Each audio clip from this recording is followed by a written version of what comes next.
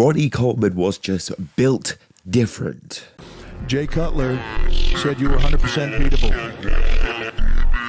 What do you say about that? I say Jay Cutler smoking crack. He ain't in his right mind.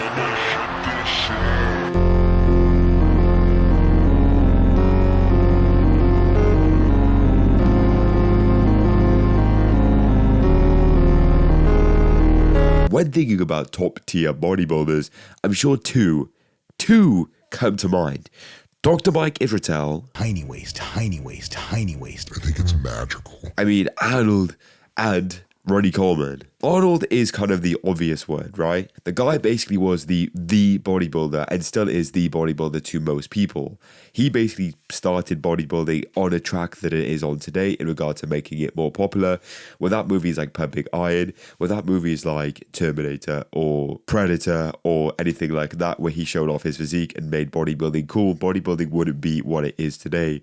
Without the Arnold Classic, the Olympia wouldn't be as good as it is today, but also bodybuilding wouldn't be as popular as it is today because of healthy competition in the sport of bodybuilding. He is Mr. Bodybuilding, if you like it or not. There are people who hate Arnold Schwarzenegger, but at the end of the day, without him, you probably wouldn't even like bodybuilding, let's be honest. The other one, Ronnie Coleman, stands out for many other different reasons. He did things that people may never, ever, ever do again in bodybuilding.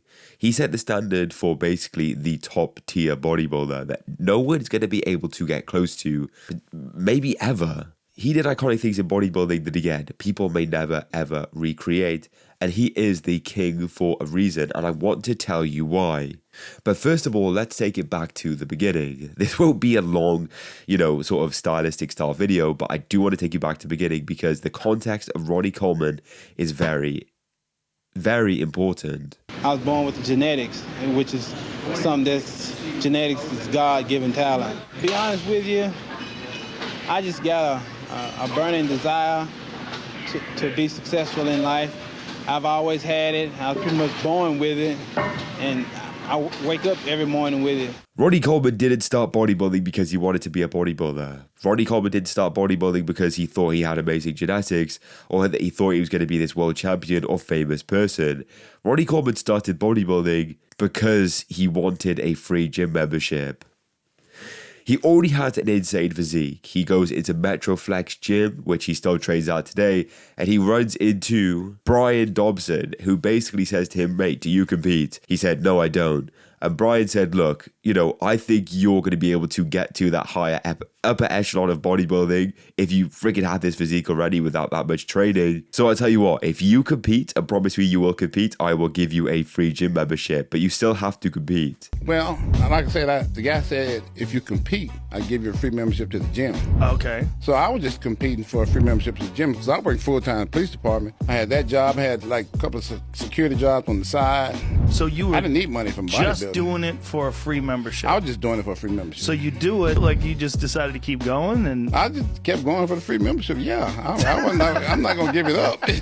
Free, and that is how Ronnie Coleman got into bodybuilding and continued to bodybuild because he wanted to keep his free gym membership. He didn't have a lot of money. Anyway, Ronnie Coleman works his way up. He wins his pro card in the Mr. Universe, and then he qualifies for the Mr. Olympia. But unlike other Mr. Olympias, where, they place in the top 2, top 3, top 5, perhaps, think about Arnold. His first ever Olympia was top 2. Dorian Yates, top 2. Lee Haney, I think he was top 3. Phil Heath, he was top 5. And other bodybuilders also. Ronnie Coleman was last place, literally last. He didn't get a call out. Sean, what I'm trying to explain to you is I didn't complain when I got in 1992 when I didn't get any money at all. So why the y'all complaining now? Now, funny enough, Ronnie Coleman's rival did the same thing, Jay Cutler. Jay Cutler went from 15th place to becoming Mr. Olympia, but he did it very quickly. In regard to, he jumped up to the upper echelons very quickly. He went from 15th place to 8th place, and the next year, 2001, he was second, continued to stay second until he won in 2006. Ronnie Coleman did not do that. He literally went from last place. Then I think he missed a year. Then got like 15th or something. Then he got like 11th. Then he got like 6th because Nasser Al-Sabati got disqualified. Then he got 9th. Literally, he went back. He freaking regressed. And then he became Mr. Olympia, but not only once, but 8 times. Bodybuilders just don't do that. As I was saying, most bodybuilders who are legendary or bodybuilders who became Mr. Olympia started in the top 5. He started last, and it took him almost the best part of a decade to become Mr. Olympia. I am not lying. Y'all the best fans in the whole wide world. And I've been everywhere. Y'all are great. This is a great city. This is a great win. And I thank y'all all from the bottom of my heart.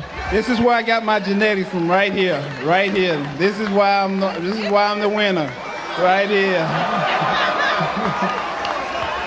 But the issue for Ronnie Coleman is that he didn't have easy competition, not when he was working his way up, but also when he became Mr. Olympia, because at this time he was still versing guys like Sean Ray, like Flex Wheeler, like Kevin Levrone, like Paul Dillette, like Lee Priest, all these guys who were like Nasser Al-Sabati, who had amazing physiques, who were the top riders of the 90s. And of course you had the guys working their way up, people like Marcus Rule, Gunther Schleckamp, Jay Cutler, all these guys who were just starting. So of course he had to fend off these guys, and like I said, he did so for many years. He also did so at different other shows. Many bodybuilders nowadays just compete in the Mr. Olympia, and then that's kind of like it, really. That's literally it. Whereas back in the day, bodybuilders used to do Grand Prix shows as well. So Ronnie Coleman was Mr. Olympia, but he would also go and compete in Europe, in Russia, in all these places as well. So he had to stay on for basically the entire year. Even in, for instance, 2001, he was the first ever bodybuilder to get the Arnold Classic and also Mr. Olympia in the same year. That's crazy. But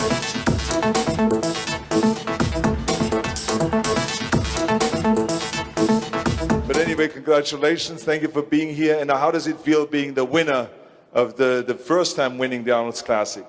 This is the best feeling in the world. And I like to say that I couldn't have done this without, first of all, God, who gave me this gift to display in front of the people and be a servant for him. And that's because his mass was unbeaten. We basically have never seen anything like it up to that point, and maybe ever since, perhaps, in regard to him being as complete as he was, but also being as big and as shredded as he was as well. Just listening to other bodybuilders talk about this guy is like, it must have sent chills just to see how big he was in person, let alone compete against him. Just listen to clips of people like Kevin Levrone talk about this guy.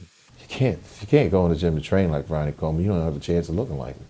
You can sit there and pump all you want. If you're sitting there pumping 200 or 300 pounds on a squat rack, 400 pounds on a squat rack, they ain't gonna do it. I don't care if you do 1,000 reps, it ain't gonna do it.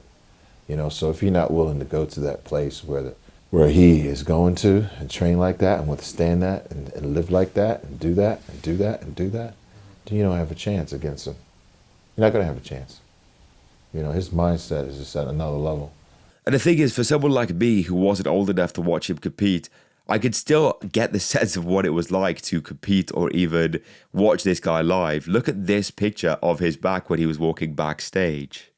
What? Or if you look at him compared to other bodybuilders as well. And then there's a bodybuilder called Chris Dim, who's like, of course, shorter. But bro, look at the comparison. And so we have this guy who's come from last place, who didn't even want to be a bodybuilder. He's come from last place, continued to compete because he wants his gym membership, and then he becomes Mr. Olympia, which is unbelievable. But then, of course, during this time, he is fending off all of these competitors, and he wins it 8 consecutive times in a row. But you know what else he was doing in this time? He wasn't just winning these other shows like the Grand Prix. He wasn't just winning the Arnold Classic in the same year to basically be a record holder and the first person to ever do it. He was also doing iconic lifts, bodybuilding lifts that everyone knows about nowadays with the yeah buddy, nothing but a peanut, lightweight, baby, yeah, woo. All right.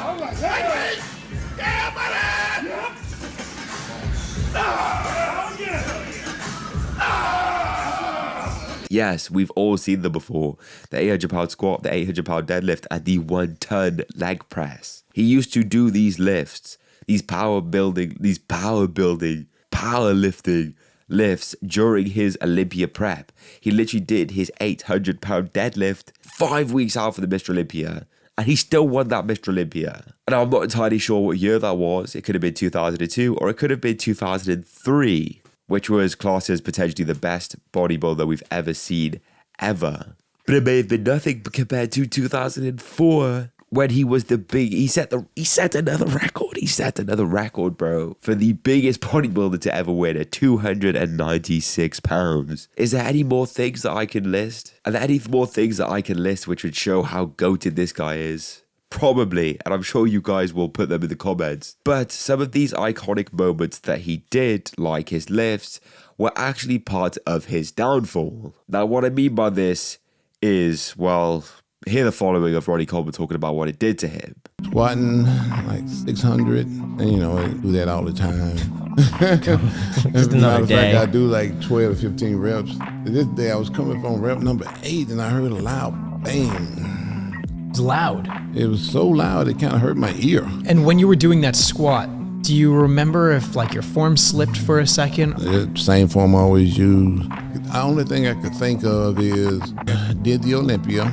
We can see there that basically his decisions to continually lift heavy weights and make iconic moments were actually a detriment to his health. He herniated his discs, it injured him, and basically meant that when he was on stage in his later career, like in 06 and 07, he was literally just in pain.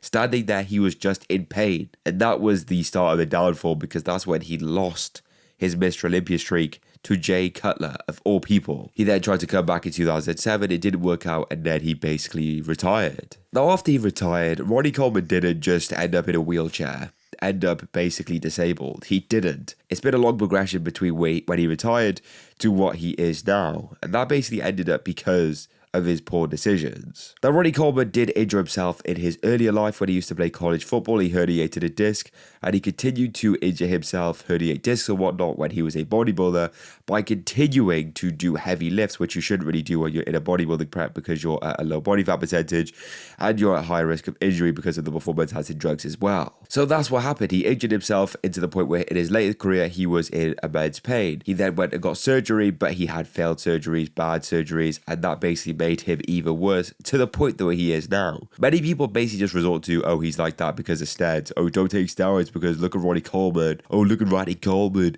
This guy is in a wheelchair because he took steroids. No. That's not how it works. It's not how it works. Steroids would, of course, played an effect in his health. He was rushed into hospital recently, but thank God he's actually healthier now. That would have played a role in some way, perhaps, but his overall ability to walk is because of his poor decisions and bad surgeries. That being said, though, do you want to know what Ronnie Coleman regrets the most? Do you want to know what he regrets the most? Was it the fact that he continued to do these lifts? Was it the fact that he got into bodybuilding at all? Or did these surgeries or whatever to get him to this point now? I'm going to let Ronnie tell you.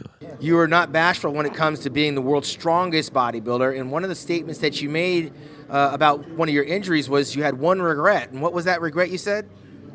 I was getting ready to squat 800 pounds, and I'd never done it before in my life. But I knew I wanted to do 2 reps because I did 2 reps doing the deadlift. So I got up under there. First rep was real light. I'm like, wow, I didn't expect that. So I said, I'm going to go a little bit low on this second rep. Maybe that's going to take something more out of me. So I went a little bit lower on that second rep, and it was still light, but I had 2 in my mind, so I racked it. As soon as I racked it, I like, oh man, I could have got 5.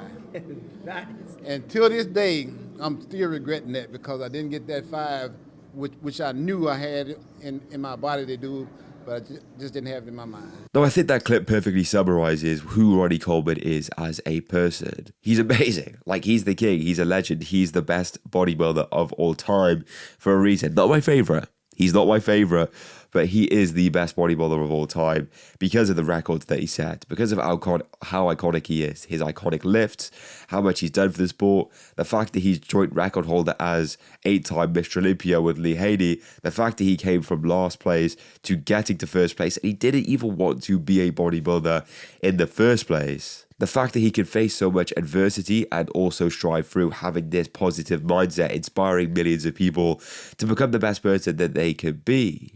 It's simply just inspiring. It's simply just amazing to see such a bodybuilder like that. Because at the end of the day, we may never, ever, ever see another bodybuilder like Ronnie Coleman ever again, because he was just built different.